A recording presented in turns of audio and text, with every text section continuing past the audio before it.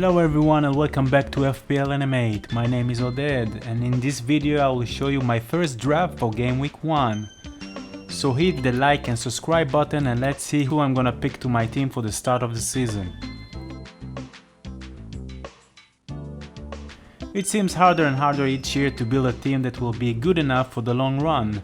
You want at least 8 or 9 of your players to stay in your team for the long run up until the first wildcard. Too many good players this year joined the Premier League and it's hard to decide which formation will be the best for your team because there are so many options in every position. So I tried to build a team as for this moment with no big names like Salah, Arnold, Cancelo, James or Haaland, and play some differentials to even my team. Of course this team can change a lot till the deadline, but I try to build some foundation for this team before game week 1.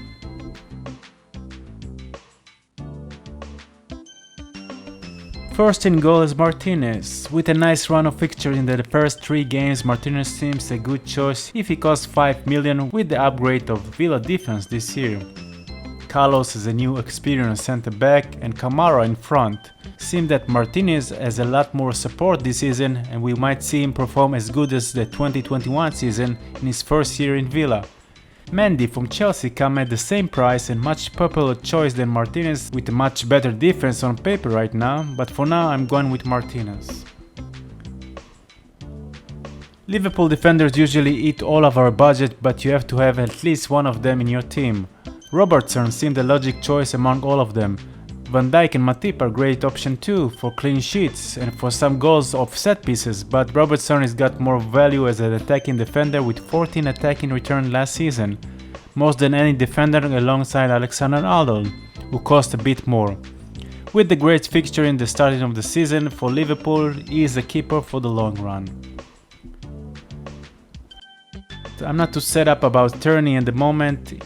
In the games he did play last season, he did manage to get 4 attacking returns, 0.7 shots per game and almost 1 pass that led to shots. The problem with him was always injuries. If he will be able to stay fit, he can be a great option for the long run as well. He surely be first choice even if Arsenal will sign another left defender. I also consider Gabriel instead of Tierney to represent Arsenal in my squad just because he was the top scorer from all defenders last season with 5. But Tierney is much more attacking than him and on paper can bring much more attacking points. If he will stay fit of course. Trippler from Newcastle was quite impressive in the short time he played for Newcastle last season. He only played 6 games before he got injured up until game 36. He scored twice from a free kicks and were able to keep 3 clean sheets. This season when he is finally fit and start the season with Newcastle from the start, we can expect more clean sheet because of Newcastle new players on defense like Nick Pope in goal and Botman as the new centre back. Newcastle has a variety of defenders to play with each game, but Trippler seems to be the most nailed for now and surely we will see more attacking return from him. Not just from set pieces, but it's worth mentioning that he took all of the set pieces when he did play beside penalties. So it's another reason, this and Newcastle fixtures at the start to go with him now. And finally, my last defender will be a differential one. I've been watching Kristensen performance ever since he signed with Leeds and he seems like a real power play who can upgrade the poor defense of Leeds who conceded 79 goals last season. With a new signing for 2 promising defense midfielders and their main defenders that should be fit to start the season, Leeds defense should look much better this year. And on top of that, Kristensen is very attacking defender, put up numbers that not to shame the premium defenders in the league now. Last season he was able to get 7 goals and 4 assists and he constantly around the rival box. Should mention that he can take penalties as well, now that Rafinha is gone and Bamford still recovered from his injury. Son doesn't need much explanation what he's doing in my team. First of all, he's my favorite player in the league. Second, after his amazing last season which he scored 23 goals and got 10 assists as well, it will be nuts to go against him. With the new signing of Persic, he will have another experienced player to play with and one who can set him and Kane up for more goals. The sign of Richarlison won't affect his playing time as I see it. He will probably share minutes with Kulusevski. The fixtures are there and no need to worry for now for early subs up until game week 6, when the Champions League will start and his minutes might be managed more. In the last 13 matches against Southampton he scored 10 goals and had 4 assists, so he definitely the one to consider to put the captain shield on. Mount finished last season with his best stats of his career, 11 goals and the same amount of assists. I had to give up James and Chilwell for now, but couldn't keep my team without any Chelsea player, and the most logic one to bring is Mount. With the joining of Raheem Sterling on the right and Havertz as a forward, Mount will have a lot more options to play with and to deliver assists. He might not get the chance to take penalties now that Sterling is there, but he will still be able to take some set pieces along with James and Chilwell. Overall, for a Chelsea attacking options, he seems the best one for now. The fixtures for Chelsea are a bit tricky, but it should affect more of Chelsea defense than their offense. Mahrez seems also the best option for now to bring into my team. He has the least competition for the right winger spot, a spot he shared a lot with Sterling and Jesus last season. He didn't play every league game but still were able to produce 18 attacking returns, and for now he is the first on penalties, if Haaland of course won't take it from him. Of course there might be better options than him like De Bruyne and Haaland, but for my squad they cost too much. Foden and Grealish should fight on the spot on the left, so for now Mahrez should keep his place on the right up until the rotation will kick in when the Champions League will start. With almost 4 shots on goal per 90 minutes and 3 passes leading to a shot, I reckon he will bring a lot more points at the start of the season with nice fixtures for Manchester City up ahead. Leon Bailey is the biggest punt or differential in my team. This player had tons of potential, unfortunately we haven't seen it in the first season with Villa. Most of the season he was injured, but in this game he did play, he managed to bring his skills and show how special this player is. He were able to complete 90 minutes in 3 games only, and in total he played 18 games and got 3 attacking returns. I blame his poor stats on the lack of fitness all year long. Hopefully he managed to keep his injury behind him and show what kind of player he is. The fixtures are there for Aston Villa, at least for the first 3 games. The big question with him is if he will even start. Most of last season Ramsey played in this position and played well.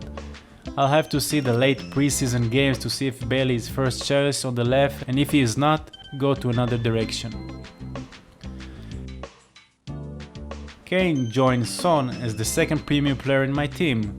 After a slow start of the season, Kane came back to his old self and finished last season with 29 attacking returns. If in the last season he were in the low motivation, this season should be different with all new exciting players who help him and Spurs get even higher than last season, and more importantly, play in the Champions League. So we can expect the same amount of attacking numbers from him this season as well. I usually don't go for expensive strikers in my team, prefer to place my money in midfielders and better defenders, but the fixtures are there for Spurs beside Chelsea in game week 2, so for now he will stay in my team for the opener against Southampton. One of the most popular players up until now is Jesus with 55% ownership and rising. Only Mo Salah and Haaland got more. After a nice career in Manchester City, mostly as a sub, Jesus coming to play a much bigger role in Arsenal, the main striker, which means of course he will be nailed for most part of the season in front. He is a well-proven player who will have the chance to lead Arsenal and won't be any more part of rotation. A classic number 9 in the middle with a lot of help behind him from Saka, Martinelli, Odegaard, Smith-Rowe and the newcomers Vieira and Mark Yunus. I won't be surprised if he will lead the scoring chart alongside Salah, Haaland, Son and Kane. The potential is great, so no wonder he is owned by many. The fixture for Arsenal offense are very nice, not facing great defense teams up until game week 9.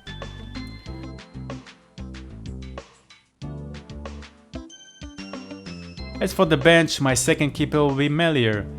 I'm a big fan for some reason of the 2 playing keeper who can complete each other and keep giving me points. As I said before, I think Leeds defense will improve this year and the fixtures are pretty good for them. Defensive wise, Melier will come on instead of Martinez from game week 4 till game week 7 when Villa will face much harder games.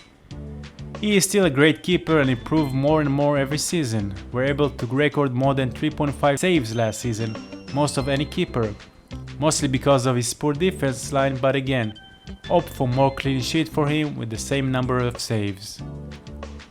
Laporte is also one of my favorite players, and I was stuck with him all season long, and he rewarded me with 18 clean sheets and 6 returns.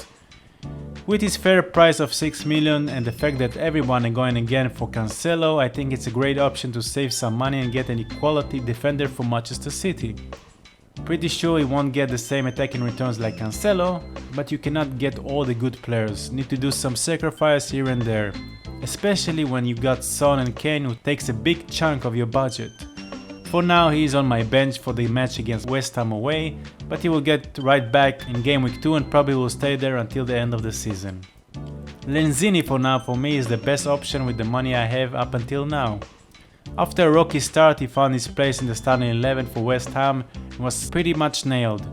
He produced 5 goals and 3 assists. I probably prefer Benrahma and Bowen of course, and West Ham fixtures are pretty decent after facing Manchester City in game week 1, but I have only budget for him, or for Forlan or tiyusg from West Ham.